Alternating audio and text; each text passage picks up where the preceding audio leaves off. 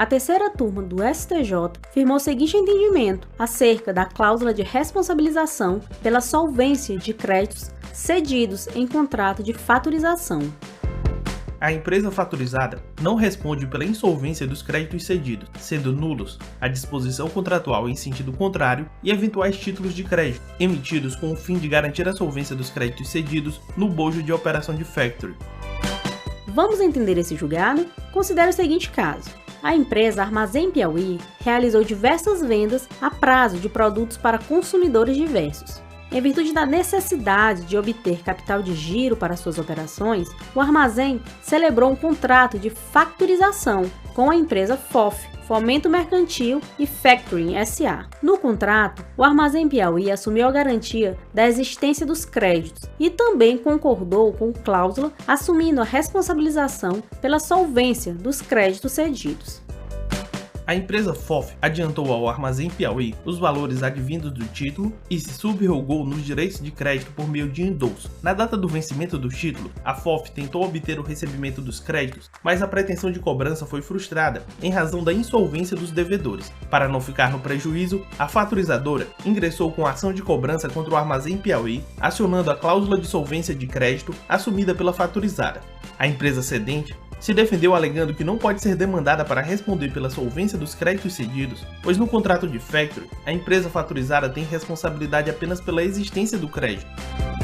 A controvérsia chegou até o STJ, que foi provocado a analisar a validade da cláusula que estabelece, no bojo do contrato de factoring, a responsabilização da fatorizada, não apenas pela existência, mas também pela solvência dos créditos cedidos à fatorizadora, inclusive com a emissão de notas promissórias destinadas a garantir tal operação, a pretexto de atendimento ao princípio da autonomia da vontade. O contrato de fatorização, também conhecido como factoring ou fomento mercantil, é aquele em que o empresário cede a outros créditos advindos de vendas mercantis, ou seja, é a venda de um faturamento de uma sociedade a outra, quando realizadas vendas a prazo. O fatorizador adquire essas faturas e assume os riscos no caso de insolvência do consumidor. Nessa modalidade de contrato, o fatorizador não tem direito de regresso contra o cedente do crédito. Podemos destacar 3 sujeitos distintos nessa relação contratual: o fatorizador, que é um comerciante, pessoa física ou jurídica; o fatorizado, que é o cedente, titular dos créditos; e o comprador da mercadoria ou adquirente do serviço. O comprador é cobrado diretamente pelo fatorizador. No nosso caso, a empresa FOF irá cobrar diretamente os devedores e a empresa Armazém Piauí assume apenas a garantia de que o crédito existe, mas não pela solvência do comprador. Ou seja, se no curso da cobrança constatar que as mercadorias não foram vendidas ou que já houve a satisfação do crédito, a empresa FOF poderá acionar o Armazém Piauí. Por outro lado, se a dívida existe, mas a frustração decorreu da insolvência dos devedores, a empresa FOF não poderá acionar o Armazém Piauí para arcar com o crédito cedido. Essa é a grande diferença entre o factoring e o desconto dos títulos, pois neste, o cliente que faz a troca continua responsável pela solvência do devedor principal, enquanto no contrato de fatorização, o cedente do título não assume a obrigação de solvência, sendo que o risco de inadimplemento fica a cargo do fatorizador. Essa explicação seria suficiente para resolver a controvérsia submetida à análise do STJ, pois a característica principal do contrato é o fato de que o fatorizado não assume o risco de solvência do crédito. Ocorre que, no nosso exemplo, a empresa FOF alegou que o redirecionamento da cobrança à empresa cedente seria válida, pois decorreria de uma cláusula pactuada livremente pelas partes e o judiciário deveria respeitar o princípio da autonomia da vontade. Essa tese não foi aceita pelo STJ. Segundo a Corte, o contrato de factoring não se subsume a uma simples cessão de crédito, contendo em si ainda os serviços prestados pela fatorizadora, de gestão de créditos e de assunção dos riscos advindos da compra dos créditos da empresa fatorizada. O risco advindo dessa operação de compra de direitos creditórios decorre de eventual inadimplência do devedor sacado, que constitui um elemento essencial do contrato de factoring, não podendo ser transferido à fatorizada cedente, sob pena de desnaturar a operação de fomento mercantil em exame.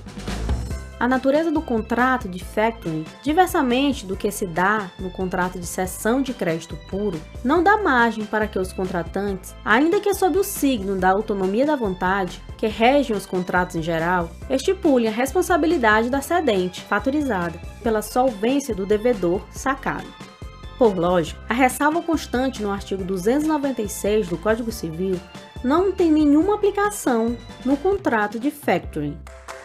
A jurisprudência do STJ é firme de que, no bojo do contrato de factoring, a fatorizada cedente não responde, em absoluto, pela insolvência dos créditos cedidos, afigurando-se nulos a disposição contratual nesse sentido e eventuais títulos de créditos que forem emitidos com o fim de garantir a solvência dos créditos no bojo da operação, cujo risco é integral e exclusivo da fatorizadora.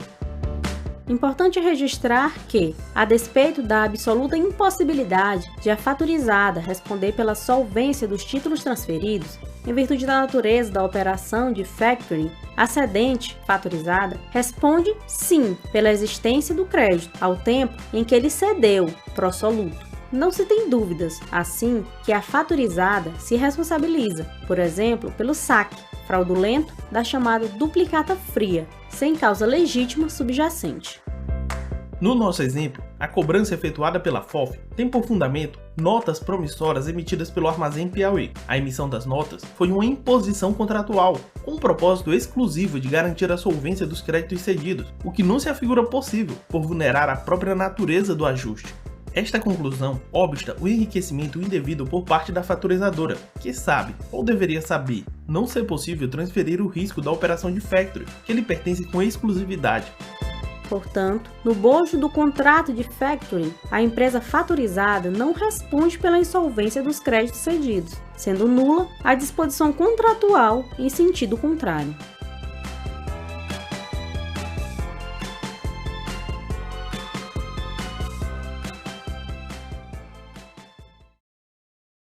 Se você gostou desse vídeo, inscreva-se no canal e ative as notificações para ser avisado sempre que for postado vídeo novo.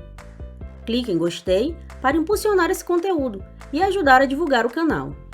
Curta nossa página no Facebook e Instagram e fique por dentro de todas as novidades. Esse canal é mantido graças à ajuda dos nossos apoiadores. Faça parte dessa comunidade e mande sua contribuição por meio da nossa chave Pix.